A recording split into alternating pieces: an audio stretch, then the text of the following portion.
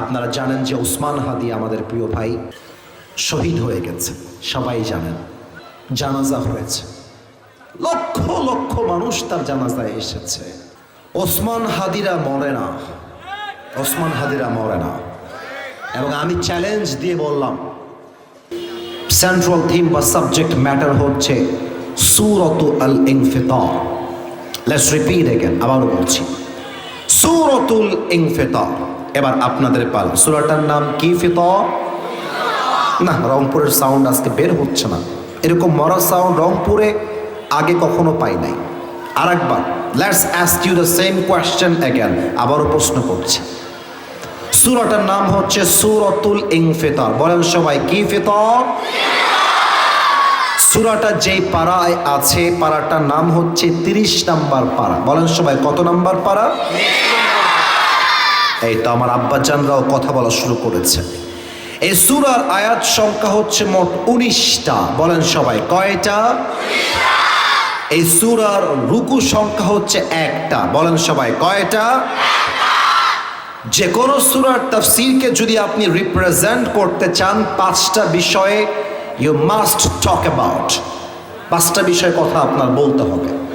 Number 1, what is the central theme or subject matter of this surah? এই সূরার আলোচ্য বিষয় কি, এটা আপনাকে জানতে হবে। Secondly, you have to know what is the background of this surah. এই সূরাটা কখন নাজিল হয়েছে, কোন প্রেক্ষাপটে নাজিল হয়েছে, এটা আপনাকে সেকেন্ডলি জানতে হবে। Number 3, you have to know the translation of all the verses of the surah. আপনাকে জানতে হবে প্রত্যেকটা আয়াতের তর্জমা কি, সাবলীল ভাষায় আপনাকে তর্জমা বুঝতে হবে। Number 4, you have to know the explanation. আপনাকে ব্যাখ্যা জানতে হবে। 5 number, you have to know what is the lesson that you have got from this surah. এই ব্যাখ্যা পড়ে, এই সূরার ব্যাখ্যা জেনে আপনি কি কি শিক্ষা পেয়েছেন, এই শিক্ষা যদি জানতে পারেন, যে কোনো সূরার তাফসীর করা তারপরেই সম্পূর্ণ হবে। যদি কোনো একটা পয়েন্ট মিস হয়ে যায়, তবে কোনো সূরার তাফসীর সম্পূর্ণ করাটা সম্ভব হবে না। সো আমি পার্ট টু পার্ট তাফসীর করতে চাই। প্রথমে বলতে চাই, এই সূরার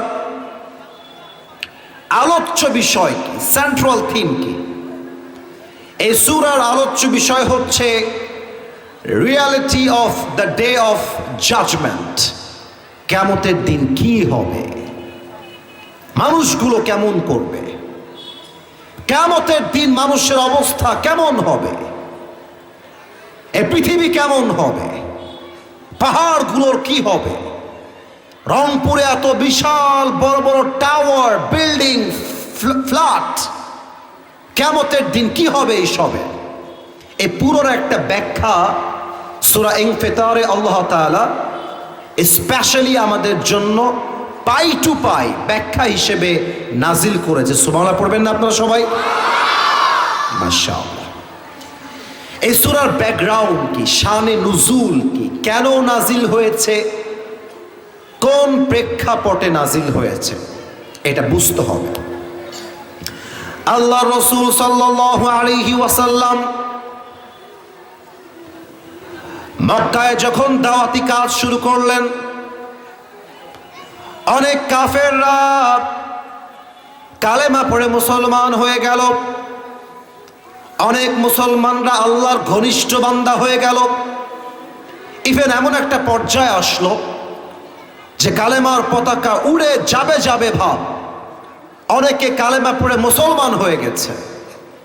কিন্তু তার কিছুদিন পরে দেখা গেল অনেকের পরিবর্তন হওয়া শুরু করেছে, এমন ভাবে যে তারা বলতে শুরু করেছে কিয়ামত বলতে কিছু নাই, this is the last life, এটাই হচ্ছে আসল জীবন, এটাই শেষ জীবন, ডু ফুর্তি, no tension. I repeat again, কাফেররা বলতে শুরু করলো কিয়ামত বলতে কিছু নেই, কবর বলতে কিছু নেই, আখিরাত বলতে কিছু নেই, দুনিয়াটাই হচ্ছে আসল জীবন। যা করতে চাই করো, কোনো হিসাব তোমার কিয়ামতের দিবসে হবে না। নাউজুবিল্লাহ বলবেন না আপনারা সবাই? আল্লাহ রাব্বুল আলামিন কাফেরদেরকে কিয়ামত স্মরণ করাবার জন্য, পরকাল যে সত্য, ইট উইল মাস্ট হ্যাপেন, এটা যে হবেই, এটা স্মরণ করবার জন্য আল্লাহ তাআলা সূরা ইনফিতারটা নাজিল করলেন। এবার একটা প্রশ্ন করছি রংপুরবাসীর কাছে, এবার একটা প্রশ্ন করছি, সবাইকে উত্তর দেন। আমি কিয়ামত কতটা কাছে, মৃত্যু কবর কতটা কাছে একটু স্মরণ করাতে চাই, জাস্ট, যেটা এই আয়াতের আসল উদ্দেশ্য। আপনারা বগুড়া জেলা নাম শুনেছেন?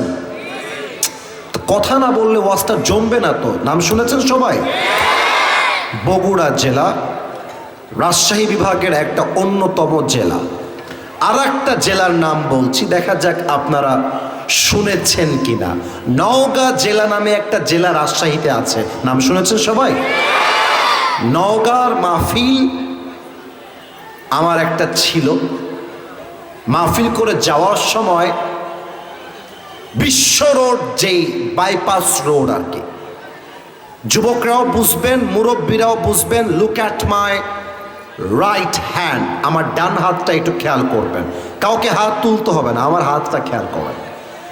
এটা হচ্ছে ক্লিন রোড, রাস্তায় কোনো ভাঙা নেই, কিন্তু দেখবেন মাঝে মাঝে বিভিন্ন মোড়ে মোড়ে রোডের উপরে বিভিন্ন স্পিড ব্রেকার দেওয়া থাকে, উঁচু উঁচু। কথা কি এবার বলেন, বোঝা যায় নাকি যায়? স্পিড ব্রেকার, যেন মানুষ গাড়িটা স্লো করে। আমাদের ড্রাইভার সাহেব রাত অন্ধকার হওয়ার জন্য ওই স্পিড ব্রেকার কিংবা ব্রিজের উঁচু জায়গাটা দেখে নাই, দেখতে পায় না রাতের জন্য। ঠাস করে দেখেছে, গাড়ি ব্রেক মেরেছে, গাড়ি উঁচুতে এভাবে উড়ে গিয়ে নিচে পড়েছে। তো যখন গাড়িটা উঁচুতে ছিল, উড়ে যাওয়া যাওয়া ভাব, এমনভাবে উঠেছে যে উল্টায় গেলেই আমরা শেষ। আমি সঙ্গে সঙ্গে পড়েছি লা ইলাহা ইল্লাল্লাহ মুহাম্মাদুর রাসূলুল্লাহ সাল্লাল্লাহু আলাইহি ওয়াসাল্লাম, কালেমা পড়া আমার শেষ। আমি ওই সময় মনে মনে ভাবলাম, আহা, সূরা ইনফিতার তো এটাই আমাদেরকে বোঝায়। আমার গায়ের দিকে একবার তাকান, আমার মাথায় কত দামি টুপি, কত দামি সানগ্লাস, কত দামি ব্লেজার। আমি কোনো অহংকার নিয়ে বলছি না প্রিয় ভাই আমার, আমি বাস্তবতা বোঝাচ্ছি আপনাকে। আমি যদি রংপুরের মাহফিল করে যাওয়ার সময় রোডে একটা বাসের সাথে একটা ধাক্কা লেগে যায়, বাস, রুহুটা যখন বের হয়ে যাবে, রংপুরের সবাই দৌড় দিয়ে আসবে, আরে আসিফ হুজুরের গাড়ি অ্যাক্সিডেন্ট হয়েছে, কে আছো, দৌড় দাও। এসে যদি দেখে আমার রুহুটা বের হয়ে গেছে, সাথে সাথে আমার দেহের সমস্ত দামি পোশাকগুলো খুলে সাদা কাফনের কাপড়ে প্যাকেট করে 3.5 হাত মাটির কবরে শুয়াই দিবে। এটাই তো আমার দুনিয়ার জীবনের চাকচিক্যতার বাস্তবতা। কথা ঠিক আছে কিনা বলে? আউযু বিল্লাহি মিনাশ শাইতানির রাজীম। ইযাস সামাউ ফাতারাত। Allah says in this ayah, when the sky is split open, যেদিন আকাশটা ভেঙ্গে বিদীর্ণ হয়ে যাবে, ওয়াইদাল কাওয়াকিবু ইনতাসারাত, when the stars fall away, তারকাগুলো বিক্ষিপ্ত হয়ে দুনিয়ার দিকে ছিটকে ছিটকে পড়বে। Now look at this paper, এই কাগজটার দিকে সবাই তাকান, আমাকে উত্তর দেন, কাগজটা কি দেখা যায় নাকি যায় না? আমি ছোট্ট একটা অভিনয় করছি, এই অভিনয়টা আয়াতের ব্যাখ্যা বোঝাবার স্বার্থে করছি। লুক অ্যাট দিস পেপার, কাগজটা সবাই দেখবেন যদি আয়াতের ব্যাখ্যা বুঝতে চান। আচ্ছা, একটা প্রশ্ন করে ফেলে এর মাঝে, তাসবিহ যে আমরা পড়ি সুবহানাল্লাহ, আলহামদুলিল্লাহ, লা ইলাহা ইল্লাল্লাহ, আল্লাহু আকবার, এই তাসবিহতে ছোট্ট ছোট্ট দানা। রংপুরবাসী আওয়াজ যেন আসতে না আসে। তাসবিহ যখন আমরা গুনি 1 2 3 4, তাসবিহতে ছোট ছোট দানা। বলেন তো সবাই আছে না নাই? আর একটা এক্সাম্পল দেই, এটা যুবকরা হয়তো ভালো চিনবে। তোমরা কি কখনো ম্যাজিক বল দেখেছো? ম্যাজিক বল, আমি স্কুলে থাকতে ম্যাজিক বল নিয়ে অনেক খেলতাম। তো আমার উদ্দেশ্য ছোটবেলার কথা বলা নয়, উদ্দেশ্য আয়াতটা ব্যাখ্যা করা। এটা আমার বিছানার চাদর, আমার বাড়ির বিছানার চাদর। মনে করেন আমি এখানে 100 তসবিহ এর দানা খুলে রেখে দিয়েছি, খুলে, সুতায় বাঁধা নেই, খুলে রাখা আছে। অথবা এখানে আমি 50 থেকে 60টা পিং পং বল অথবা ম্যাজিক বল রেখে দিয়েছি। রাত বাজে 2টা, বাহির থেকে আসছি, বাসায় ঘুমাবো। লাইটটা অফ ছিল, টের পায় নাই বিছানায় কি রাখা আছে। বিছানা ঝাড়া দেওয়ার জন্য বিছানার এক প্রান্ত থেকে ধরে জাস্ট চাদরটাকে আমি একটা ঝাঁকি মেরেছি এইভাবে। যখনই আপনি ঝাঁকি মারবেন দেখবেন যে প্রত্যেকটা তসবিহ এর দানা, প্রত্যেকটা ম্যাজিক বল ঝাড়া দেওয়ার সাথে সাথে ছিটকে ছিটকে ঘরের চতুর্পাশে ছড়িয়ে পড়বে। আল্লাহ তাআলা বলছেন, ওয়াইদাল কাওয়াকিবু ইনতাসারাত, কিয়ামত যখন শুরু হয়ে যাবে, আকাশে যেই তারাগুলো দেখা যায়, এই তারাগুলো ছিটকে ছিটকে জমিনের দিকে, পৃথিবীর দিকে ছিটকে ছিটকে গুঁড়ো গুঁড়ো হয়ে পড়বে। আল্লাহু আকবার। এবার আল্লাহ বলছেন, ওয়াইদাল বিহারু ফুজ্জিরাত, সমুদ্রে সুনামি শুরু হয়ে যাবে, tsunami. ওয়াইদাল কুবুরু বু'থিরাত, when the graves spill out, প্রত্যেকটা কবরকে তন্ন তন্ন করে খুঁজে যার লাশ যেখানে যেমন ভাবে দাফন করা আছে, প্রত্যেকের লাশকে আল্লাহ তাআলা জীবিত করে তুলবে। সুবহানাল্লাহ পড়বেন না আপনারা সবাই? আপনারা জানেন যে ওসমান হাদি আমাদের প্রিয় ভাই শহীদ হয়ে গেছে, সবাই জানেন। জানাজা হয়েছে, লক্ষ লক্ষ মানুষ তার জানাজায় এসেছে। ওসমান হাদিরা মরে না, ওসমান হাদিরা মরে না। এবং আমি চ্যালেঞ্জ দিয়ে বললাম, ওসমান হাদির রক্ত এই মাটিতে বৃথা যাবে না। এবং আমি আর একটা চ্যালেঞ্জ দিলাম, যতক্ষণ পর্যন্ত ওসমান হাদির খুনিদেরকে থেকে ধরে এনে বিচার না করা হবে, বাংলার যুবকরা শান্তির ঘুম ঘুমাতে পারবে না। আমি বর্তমান সরকার ডক্টর ইউনূস সাহেবকে বলতে চাই এবং সবাইকে বলতে চাই, আমাদের প্রতিবেশী ভারতের সঙ্গে আমাদের শত্রুতা করে কোনো লাভ নেই, কিন্তু ভারত যা করছে এটা কোনো বন্ধুর আচরণ, প্রতিবেশীর আচরণ হতে পারে না। অনেকে ঠিক বলতে ভয় পাচ্ছেন, আমি জানি, কিন্তু ভয় পান কিসের ভয় মিয়া? কিসের ভয়? আপনি বাড়িতে মরলেও আপনার কবর হবে, আপনি রাস্তায় গুলি খেয়ে মরলেও আপনার কবর হবে, আসলে জায়গা কবরের মধ্যেই হবে। আমি গুলি খাওয়ার জন্য প্রস্তুত আছি, আপনারা আছেন? আমি শহীদ হওয়ার জন্য প্রস্তুত আছি, আপনারা আছেন? কথা যখন ঠিক বলবেন, কোন বাপের বেটাকে পরোয়া করে ঠিক বলবেন না। একমাত্র হকের কথা বললে আমরা ঠিক বলে অ্যাপ্রিশিয়েট করতেই চাই, ঠিক কিনা বলেন? ভারতকে বলবো, শুধুমাত্র ওসমান হাদির খুনি নয়, প্রত্যেকটা ফ্যাসিস্ট সরকারের যত দালাল আছে যারা ওই দেশে পালিয়ে গিয়েছে, নরেন্দ্র মোদীর কাছে এটা আমার সংবাদ পৌঁছে দিবেন, মিডিয়ার কর্মীরা আপলোড দিয়ে দিবেন, তার কানে যাক কিংবা না যাক, বাট এটা আমি নাগরিক হিসেবে বলছি, যতক্ষণ পর্যন্ত ভারত থেকে সমস্ত আসামিকে এই দেশে ফেরত পাঠানো না হবে, এই আন্দোলন, এই যুদ্ধ থামে নাই, কিয়ামত পর্যন্ত থামবে না রংপুরের ভাইরা আমার। তো ওসমান হাদিকে আজ যেখানে দাফন করা হবে, কাজী নজরুল ইসলামের ঠিক পাশেই শায়িত করা হবে। কিয়ামতের ফু যেদিন হয়ে যাবে, ফু হবে 3টা। বলেন সবাই কয়টা? বামে আওয়াজ পারফেক্ট, ডানে আওয়াজ নাই। আরেকবার বলেন সবাই কয়টা?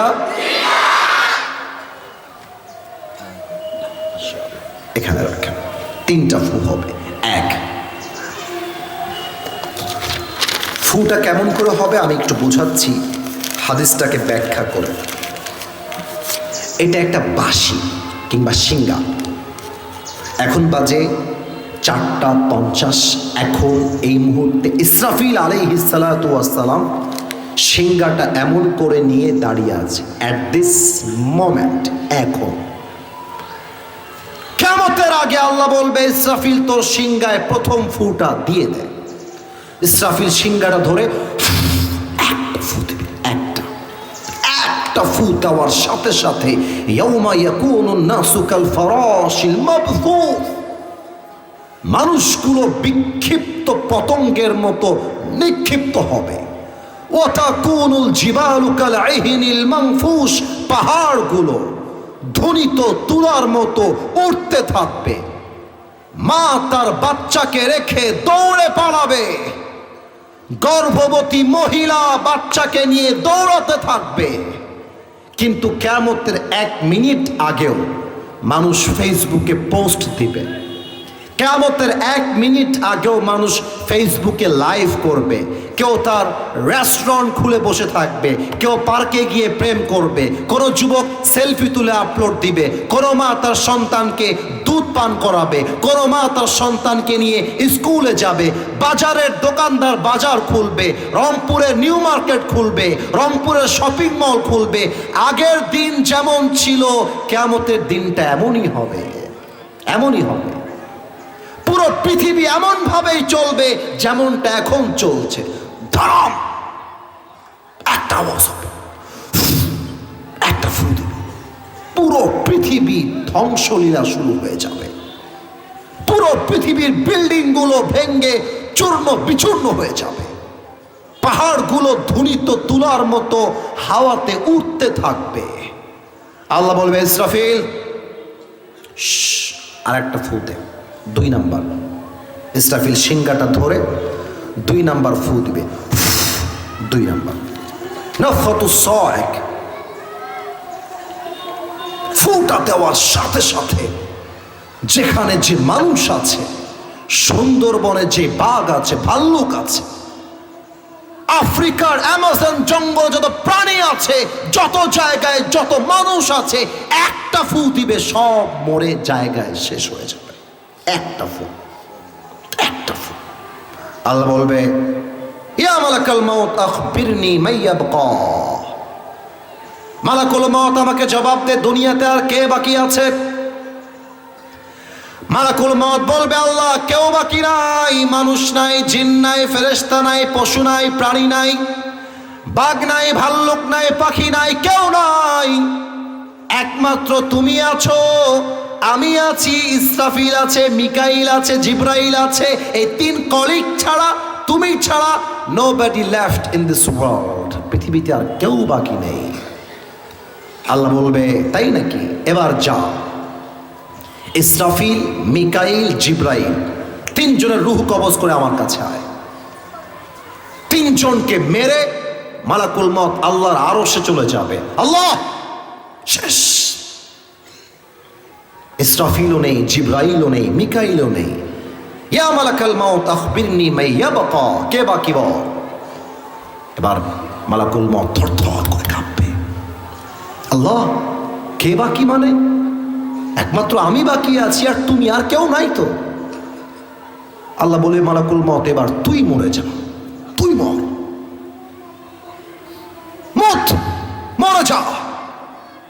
মালাকুল মউত থরথর করে কাঁপবে, আল্লাহকে বলবে, আল্লাহ আমি কেন মরবো? আমি না সবাইরে মারলাম, আমার কাজ না রূহ কবজ করা, আমি কেন মরে যাব? আল্লাহ আল্লাহ বলবে, কুল্লু নাফসিন যায়িকাতুল মাউত, everybody has to take the test of death. প্রতিটা মানুষকেই মৃত্যুর স্বাদ গ্রহণ করতে হবে, প্রতিটা প্রাণীকে মৃত্যুর স্বাদ গ্রহণ করতে হবে। মরে যা, মালাকুল মউত বলার সাথে সাথে আল্লাহর সামনে মারা যাবে। এবার আল্লাহ একটা জবাব দিবে, চিৎকার দিয়ে আওয়াজ দিবে, প্রশ্ন করবে। আল্লাহ এবার পুরো পৃথিবীর দিকে চিৎকার দিয়ে প্রশ্ন করবেন, লিমানিল মুলকুল ইয়াউম, who belongs the kingdom today. যারা বাংলাদেশকে নিয়ে বলতে এটা আমার বাপের মাটি, এটা আমার দাদার মাটি, এইটা আমার বাড়ি, এইটা আমার ঘর, এইটা আমার ক্ষমতা, এইটা আমার পার্লামেন্ট, কোথায় তোর ক্ষমতা? কে আছিস? কে আছিস? আজকে রাজত্ব কার? দাঁড়িয়ে যা, জবাব দেওয়ার জন্য কেউ বাকি থাকবে না, সব শেষ। আল্লাহ নিজেই তার নিজের প্রশ্নের উত্তর দিবেন। আল্লাহ বলবেন, লিল্লাহিল ওয়াহিদিল কাহ্হার। আজকের দিনের রাজত্ব মহারাগে রাগান্বিত একমাত্র আমি আল্লাহর জন্য, আর কারো রাজত্ব আমি আল্লাহর সামনে টিকতে পারে না। আল্লাহু আকবার। কেউ থাকবে না। এবার আল্লাহ ইসরাফিলকে বলবে, ইসরাফিল উঠে যাও। ইসরাফিল দাঁড়িয়ে যাবে, দাঁড়িয়ে বলবে, আল্লাহ কি করতে হবে আমাকে বলো। আল্লাহ বলবে, ইসরাফিল তোমার তো ফু হয়েছে 2টা, রংপুরবাসী, বাকি আছে কয়টা? আসতে বললেন কেন? জোরে বলেন, কয়টা? বলবে দাও, ফু দাও। 3 নাম্বার একটা ফু দিবে, 3 নাম্বার লাস্ট ফু। আদম থেকে শুরু করে নিয়ে কিয়ামত পর্যন্ত যত মানুষ, রংপুরের কবরস্থানে যে কবরস্থান আছে, দিনাজপুরের কবরস্থানে যে কবর আছে, কুড়িগ্রাম, ঠাকুরগাঁও, নীলফামারী, যেখানে যে কবর যেভাবে দাফন করা হয়েছে, প্রত্যেকটা মানুষকে ফু দেওয়ার মাধ্যমে আবার কিয়ামতের দিন দাঁড় করায় দিবে একজন। বলেন সবাই, তিনি কে? আপনারা খেয়াল করছেন যে অন্ধকার হওয়া শুরু হয়েছে, কিন্তু আমার একটা দাবি আছে। এসেছি 4টার সময়, বাজে 5টা। যতক্ষণ পর্যন্ত মাগরিবের আজান না দিবে আমাদের মাহফিলটা শেষ হবে না। আপনারা কি দ্বিমত না একমত? আচ্ছা, মাত্র 10 মিনিট পরেই আজান দিবে। আমরা এতটুকু সময় দিব যাতে আমরা গিয়ে অজু করে নামাজটা পড়তে পারি। সবাই 2 হাত তোলেন তো। Everybody raise your 2 hands. 2টা হাত তোলেন। আমি যা বলতে বলি তাই বলেন। বলেন সবাই আওয়াজ দিয়ে, হুজুর। এটা রংপুরের সাউন্ড হয় না। বলেন, হুজুর। আমরা রংপুরের সন্তান, আপনাকে ওয়াদা দিলাম।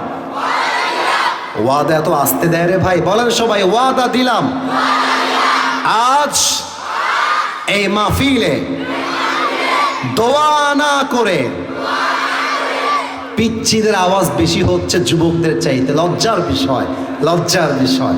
আবার বলো, দোয়া না করে আমরা কেউ উঠে যাব। এবার আমার হাতটা খেয়াল করবেন, আমি যেমন ভাবে বলবো আপনি তেমন ভাবে বলবেন। যাব না, হাতটা ঝোঁকে নাই। বলেন সবাই, যাব না। আওয়াজ দিয়ে বলেন সবাই, ইনশাআল্লাহ। সর্বশেষ আয়াতের তাফসীর করেই দোয়া করব। লাস্ট ভার্স অফ মাই তাফসীর, এটাই আমার আজকে আলোচনার শেষ আয়াত। আমি 1 থেকে 2 গুনছি, নিজেকে স্থির করবেন। এই পিচ্ছিরা, এই মারামারি করো না, না না না। এই বাবা রে বাবা, এই তোর মুসলমানি দিয়ে দিব রে একেবারে। এই পিচ্ছি মানুষ ঘুষাঘুষি করতেছে না। আমি 1 থেকে, হ্যাঁ ভবিষ্যতে কি হবে তাই না, আমরা 3 গুনছি 1 থেকে। 1 2 3। তাকবীর দেন, লিল্লাহি তাকবীর। কিয়ামতের দিন যখন আপনি উঠবেন, আমার আব্বা জান উঠবে, আমার ভাই উঠবে, আপনি উঠবেন, আমি উঠব। সানগ্লাসটা একটু খুললাম, আমার চোখটা একটু দেখবেন। আমার চোখ দেখার সাথে আয়াতের সম্পর্ক আছে। আমার চোখের সাথে আয়াতের সম্পর্ক আছে। আমার চোখ বলে কথা নয়, ব্যাখ্যাটাই হচ্ছে এরকম।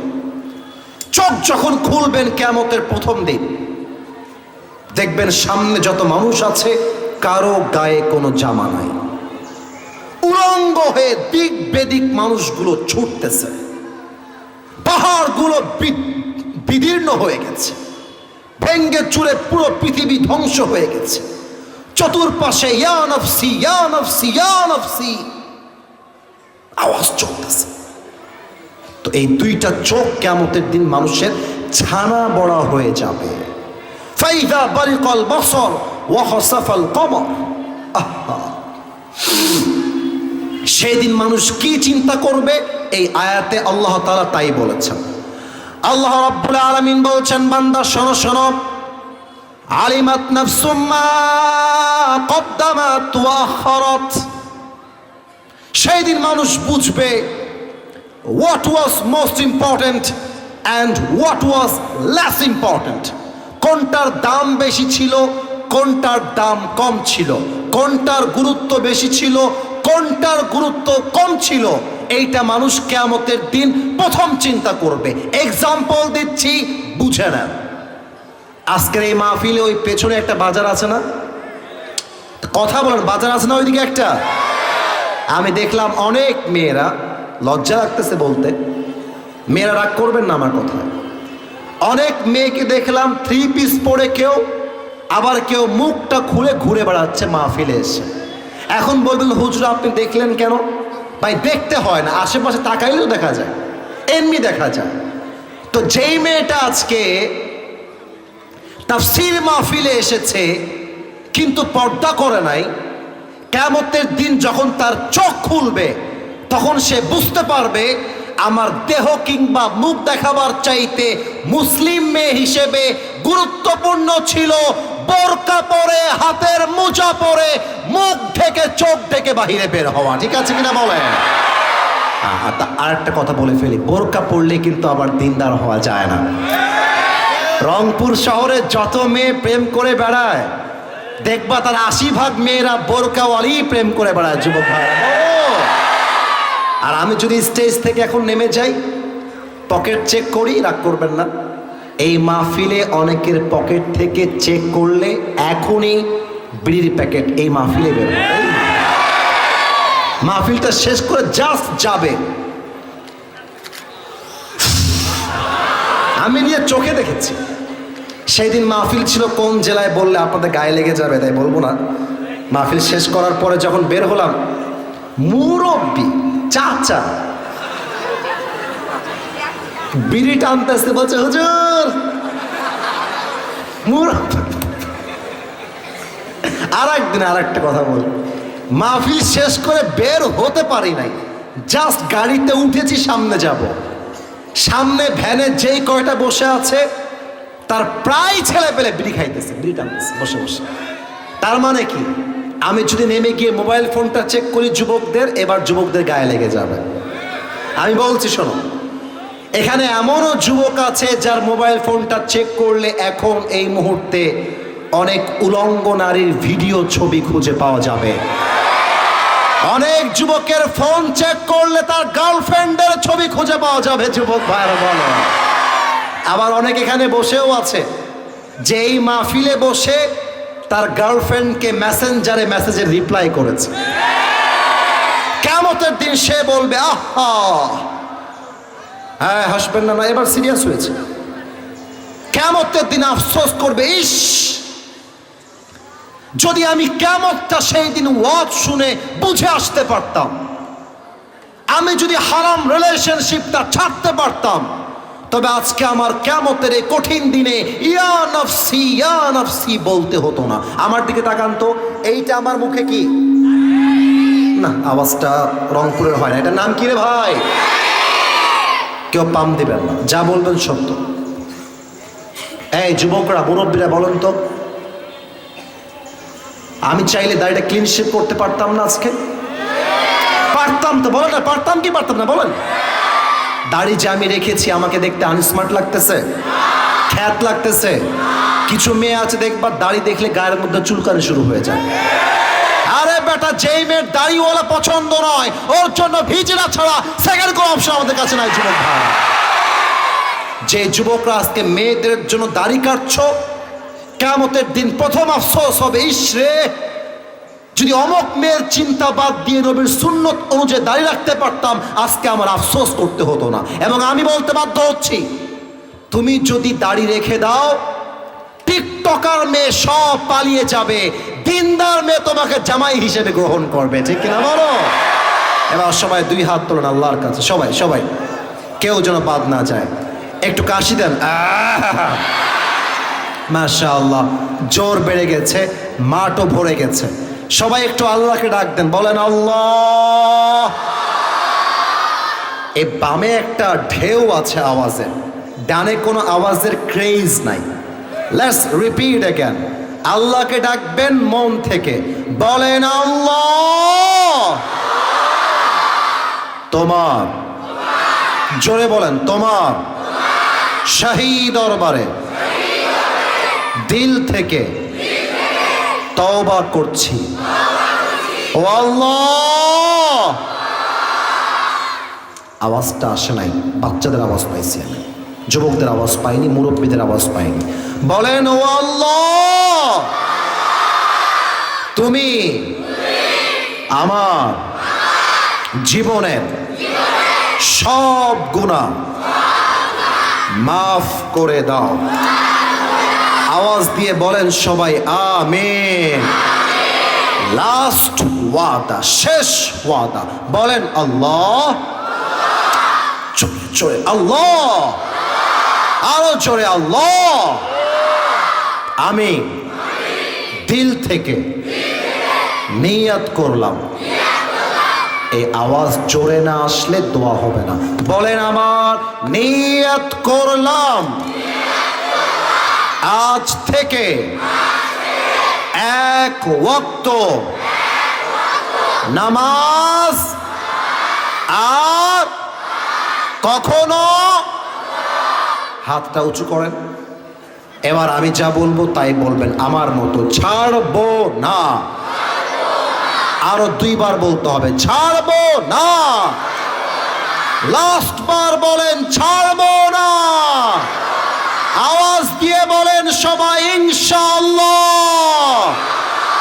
হাত নামান। আমার মনে হয় এখান থেকে যদি প্রত্যেকটা যুবক নামাজি হয়ে বাসায় ফিরে যায়, সেই দিন বেশি দূরে নয় যেই দিন বাংলাদেশের পার্লামেন্ট চলবে আল্লাহর কোরআনের সংবিধান দিয়ে। রংপুরের ভাইরা আমার, আল্লাহ যেন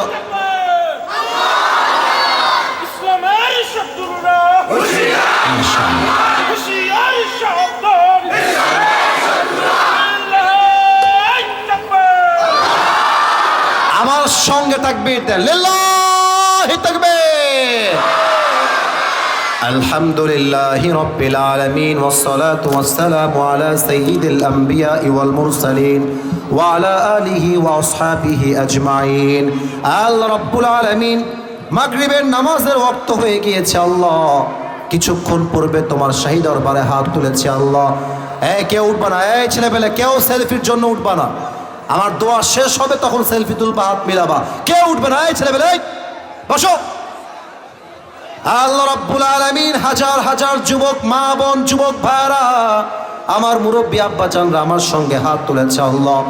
আমি অথবা আমার কথার মাঝে যদি কোনো ভুল বলে থাকি আল্লাহ, ভুলগুলো ক্ষমা করে দিয়ে সবাইকে তুমি সঠিক কথা অনুযায়ী আমল